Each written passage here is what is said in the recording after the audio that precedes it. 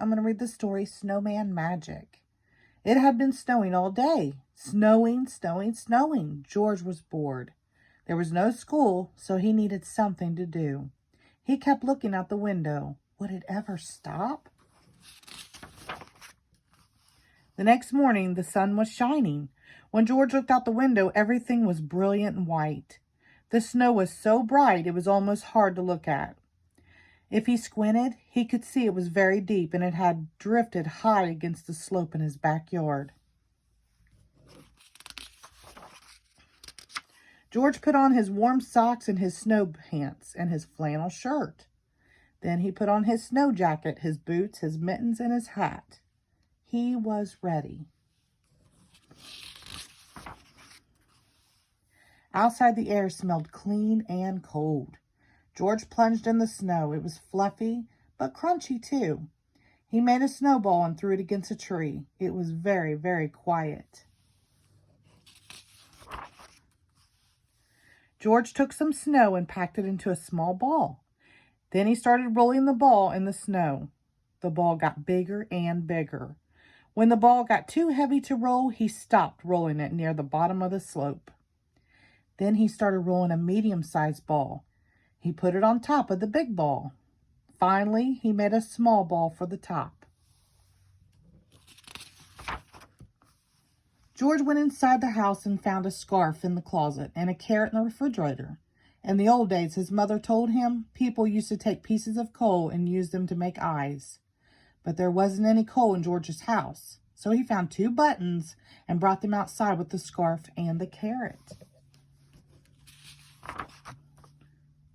He carefully pushed the buttons into the small ball near the top. He stuck the carrot in the center. He found a few small twigs and used them to make a mouth. He wrapped the scarf between the top ball and the middle ball, and he found 2 branches to stick into the sides of the middle of the ball. It was a perfect snowman. George turned his head. He thought he saw the snowman smiling at him. Could it be? "Time for a snack," said George. He went inside the house and got 2 mugs of hot chocolate and some cookies. He put them on the snow table. "Would you like something to eat?" George asked. "I can't drink hot chocolate," the snowman said, "but a cookie would be nice." It was magic. After their snack, George made a cave, tunneling deep into the slope. He piled up snowballs at the entrance. Then he threw a couple at the snowman. The snowman made some snowballs and threw them back at George. His long branch arms helped him throw the snowballs very far. It was hard to say who won this fight, but it was still fun.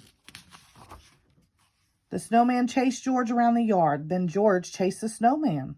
The snowman couldn't move that fast, so it was easy for George to sneak up on him. It was starting to get dark. George didn't want to go inside, but his mother was calling him. "Goodbye, snowman," he said. "I will see you tomorrow." George thought he heard the snowman say good night. The next day, it was warmer. The sun was even brighter, and the snowman was shrinking. George played with him all day, but he could tell that the snowman didn't have quite the same energy.